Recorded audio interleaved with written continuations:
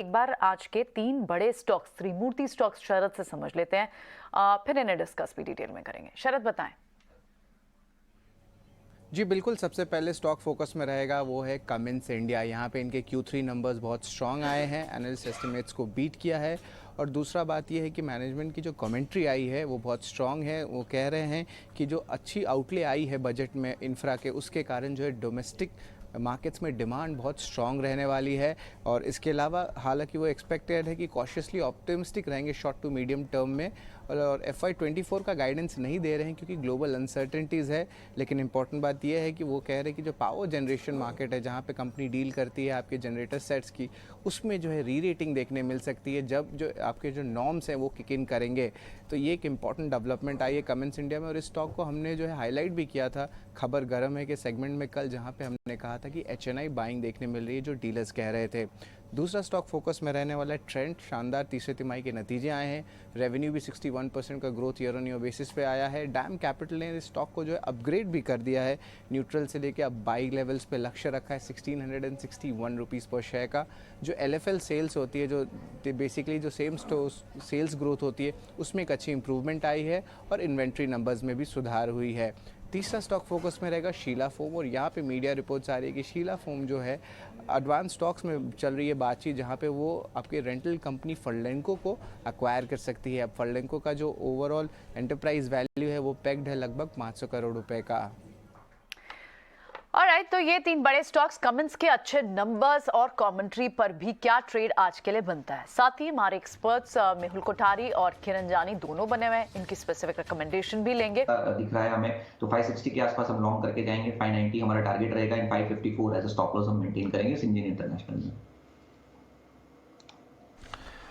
चलिए आगे बढ़ते हैं। कमिंस बहुत जरूरी है डिस्कस करना आज सुबह, इसलिए क्योंकि एक तरफ तो mid tier capital good stocks में जबरदस्त बाइंग हो रही है, डिलीवरी बेस्ड बाइंग। हमने देखा त्रिवेणी टर्बाइंस, TD पावर के सॉलिड रिजल्ट्स आए थे। उसके अलावा भी बहुत सारे AI इंजीनियरिंग काफी अच्छा चल रहा है। कमिंस के रिजल्ट आए, रिजल्ट के पहले ही कमिंस डेज हाई में बंद हुआ 2% आगे, ABB चल रहा था इनफैक्ट 4%। सो मामला क्या है कमिंस में? एक तो बहुत अच्छे, हालांकि उन्होंने FY24 की गाइडेंस नहीं दी है, बोला है कि ग्लोबल अनसर्टेनिटी है, लेकिन अभी तक की जो गाइडेंस दी है, जो हम चलाएंगे वापस मैनेजमेंट गाइडेंस, उससे लग रहा है कि माहौल बहुत ठीक है। कैपिटल गुड्स में ऑर्डर फ्लो का ही सबसे बड़ा इशू था और ऑर्डर फ्लो काफी मजबूत नजर आ रहा है। डायरेक्टर साहब लेके आइए मैनेजमेंट गाइडेंस कमिंस की।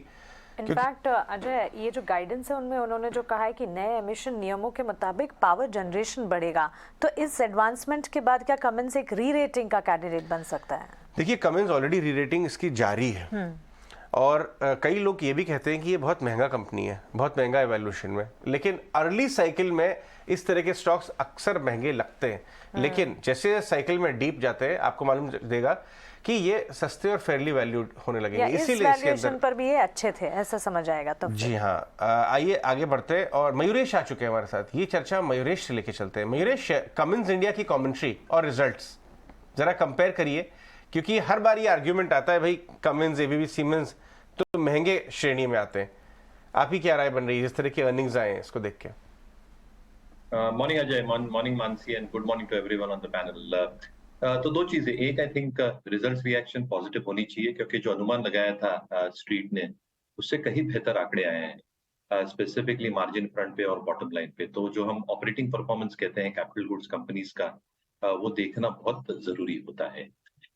दूसरी चीज, I think for the space itself, एक स्वीट जोन में ये स्पेस पूरा आ चुका है पिछले कई तिमाहियों से। और जैसे गवर्नमेंट का एक बूस्ट मिल सकता है ये पूरे सेक्टर को, 10 लाख करोड़ का जो केपेक्स अनाउंसमेंट हुआ है, जितनी भी आई थिंक प्रोजेक्ट या ऑर्डर विन्स आ सकती है, तो वो काफी सिग्निफिकेंट होंगी अगले 2 से 3 क्वार्टर्स में।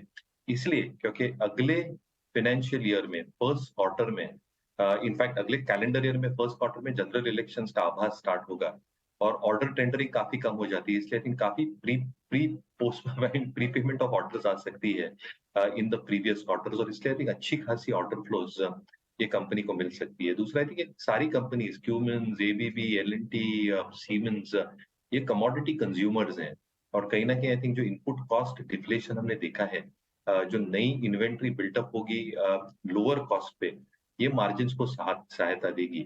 तो कहीं ना कहीं I think operating performance should stabilize और improve going forward. Order wins expected to come thick and fast over the next few quarters. ये सारी चीजें ऑपरेटिंग लेवरेज की तरफ इशारा करती है.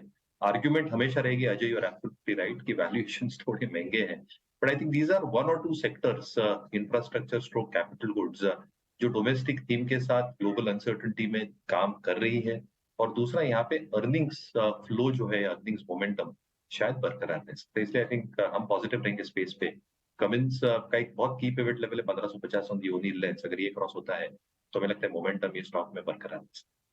एब्सोल्युटली, तो अर्निंग्स मोमेंटम है ही और साथ ही मैनेजमेंट की भी पॉजिटिव कमेंट्री और डेवलपमेंट लगातार होता हुआ कमिंस जैसे